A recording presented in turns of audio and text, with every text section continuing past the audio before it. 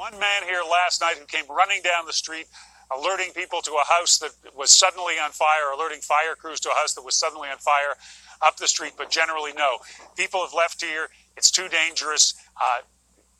This fire moves very quickly. That's why people are gone. This fire moves very quickly. That's why people are gone. This neighborhood was being inundated with embers falling from these fires overnight. That's where this is getting out of control, those little demon embers. This was all driven by these wind-driven embers falling down into this neighborhood. That's where this is getting out of control, those little demon embers. I don't know.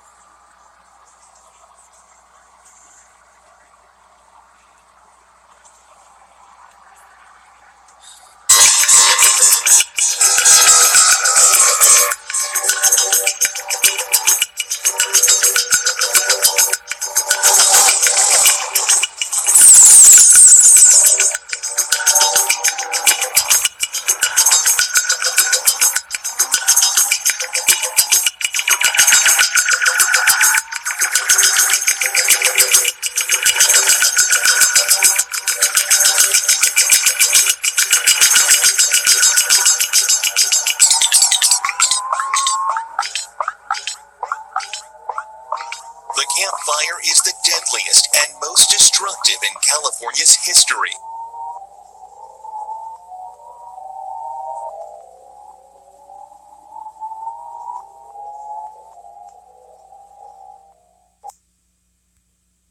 An incredible story of survival tonight. A Reading man narrowly escaped the car fire tornado by hiding under a bulldozer and covering himself with dirt. Good evening, I'm Brent Weber. And I'm Tamara DeMonte. KRCR News Channel 7's Julia Avery went back to the scene with Steve Bustillos as he recalls that terrifying day. All I could see was the heat waves, a couple 100 feet tall, and there was no fire yet there. I'm like, that's kind of weird. And next thing I know, just full-on ignition. Steve Bustillos was at his home in the gated Stanford Hills subdivision on July 26 when the car fire roared across the river, forming that deadly fire tornado. The retired police officer packed up his truck with his family's most precious mementos. He helped some neighbors and called his wife Carrie, who was in the Bay Area, as he drove out through thick smoke and flames. He said, "Babe, I've got everything we need loaded into our truck." And next thing I know, the window's being broke open. There's like embers and ashes blowing inside the cab of the pickup truck. And I looked in the back of the truck, and all I could see was everything that was back there was on fire already. And then I heard him just say, "Oh," and a few explicit words. I said it twice, and I knew that meant really danger. And I dropped the phone. I didn't know where it was at. I never wanted to think of anything other than he's going to be okay. But the realistic side of me, I was devastated. So I knew the phone was destroyed. I just had to hope that he was safe.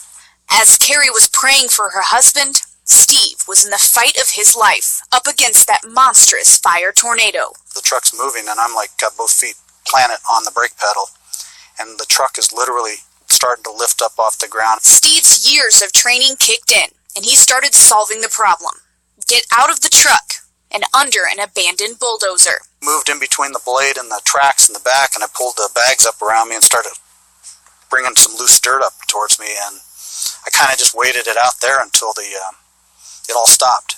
Steve crawled out and was picked up by a passing CAL FIRE truck, eventually making his way to the hospital, where he asked the doctor for a cell phone before they sedated him. And I says, I got to make a phone call before you do that. And he goes, no, we got to knock you out now. And I go, you don't understand.